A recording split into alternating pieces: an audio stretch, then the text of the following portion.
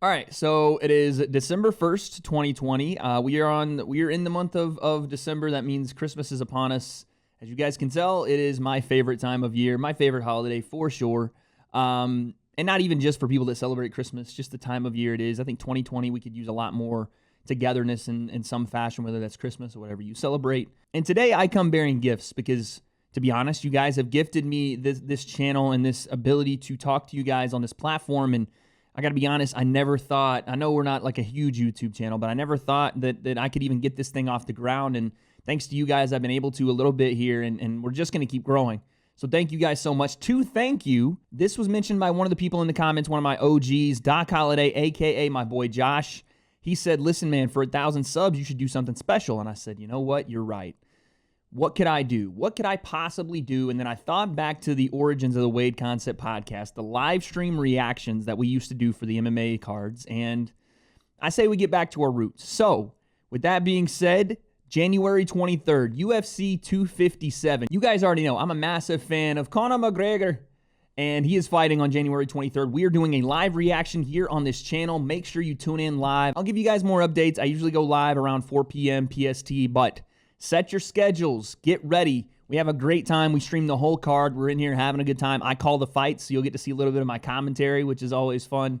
But yes, Conor McGregor versus Dustin Poirier, UFC 257. We're live streaming it as my thank you to you guys for hitting 1,000 subs. I cannot wait to see you there. With that being said, let's get into the video.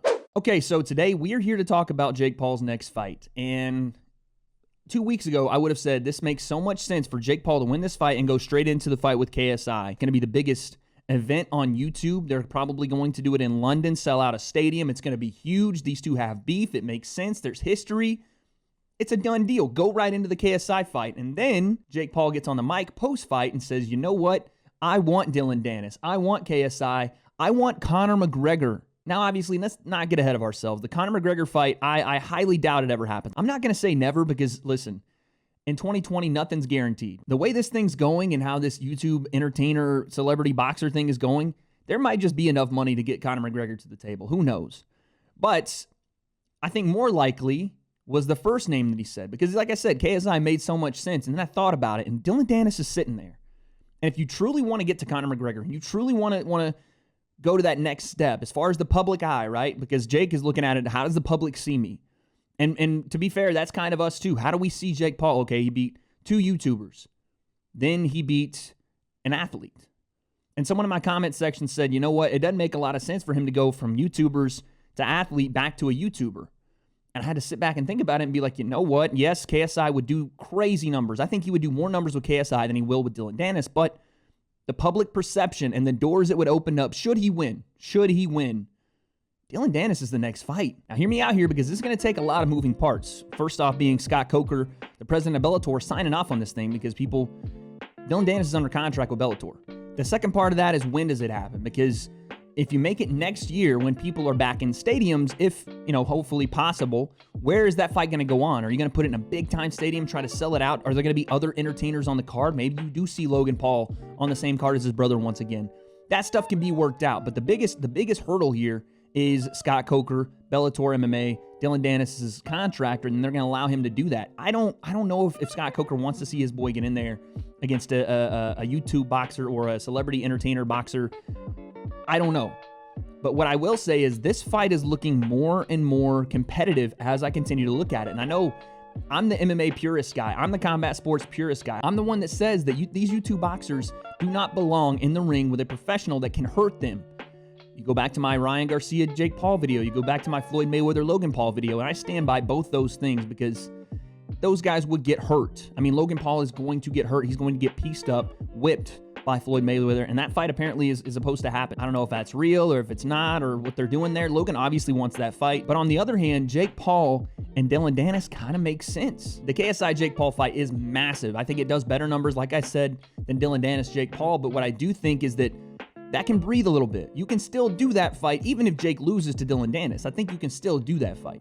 Yeah, there'll be some, oh, you lost to a guy that can't box, yada, yada. But at the end of the day, there's still 2 YouTubers fighting for that YouTube King of Boxing crown. Now, why I think Dillon Danis is the right fight next. Listen, as this thing starts to develop and as we're hearing these two go back and forth, they've been chirping at each other, both the Paul brothers, at Dillon Danis for years now. It's becoming more real as we continue to move through 2020 because Dillon Danis has been out of action. He's had a knee injury, hasn't really been fighting in Bellator. He wants that fight. I think Dillon Danis takes that fight yesterday if it's offered. He wants that fight. It's the biggest fight he can make right now. And this is why Jake Paul and the Paul brothers are bringing some excitement back to the boxing ring. Now, it's not necessarily the greatest thing for the sport of boxing because it does just show them and showcase them. I think some rule changes and a spotlight on some of the better boxers that are already in the sport would be a better way to go forward for longevity. But I think the better way to move forward always is based on competition, right? You don't just make fights based off big names because that isn't a business plan that you can make through years and years and years of longevity. That's going to be a right here, right now type of thing. And Jake Paul's not always going to be around. With that being said, for the moment, Jake Paul and Dillon Danis, they're in the perfect spot. Dillon Danis doesn't have a fight. They're calling each other out. Jake looked kind of good. And if I'm not going to make a prediction today, but I'll tell you this right here, right now, and you heard it first on 12/1/2020, this damn thing might happen. And I gotta say, after seeing Jake, yes, we sat here and critiqued and broke down his performance, and no, it wasn't his best showing. At least what we think he can show as his best showing, right? It was better than the Gibb fight, in my opinion, as far as just him showing off the power. If those two stay strictly in a boxing ring, this thing's competitive. It really is. Jake has years and years of training. Dillon Danis has been training martial arts and jiu-jitsu, especially for a very long time. That's why in an MMA fight, it's probably over in 20 seconds. Dillon Danis submits him in 20 to 30 seconds, in my opinion. But if we're talking strictly boxing, these two have similar experience, and it's not like Dillon has been out there fighting guys strictly boxing like Jake has. And I'm not saying that this is necessarily the right fight to prove how good Jake is, but you look at it from Jake Paul's point of view.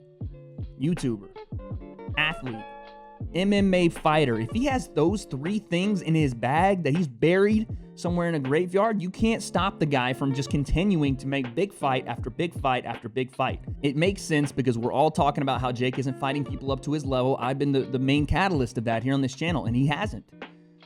And someone again in my comments was saying that KSI would be a step backward, whereas I think there'd be more of a step forward for both guys, settling this YouTube boxing thing and moving on to other ventures. But who knows? Maybe this thing does have more of a lifespan than I'm giving it credit for. And if Jake really does want to be taken seriously in the mainstream, we take him seriously. His skills are phenomenal for an amateur boxer. But when you're talking about a guy that wants to be taken seriously as a tough guy, as a fighter, I think that's the end goal for Jake. Obviously, make a ton of money. We all know that a lot of this is views and money. But he wants to be taken seriously as a fighter. Let's just say that Jake Paul is Santa Claus, and he's making a list and checking it twice. He has marked off Deji, Nissan Gibb, Nate Robinson, YouTuber, athlete. What's the next step up? It's a fighter. Jake Paul versus Dillon Danis. If you asked me this question 2 weeks ago, I would have said probably not ever going to happen. Today, because things change this quickly in 2020, this thing might actually happen. It might happen sooner than you think. And most importantly, this thing's competitive. I honestly don't know who will win.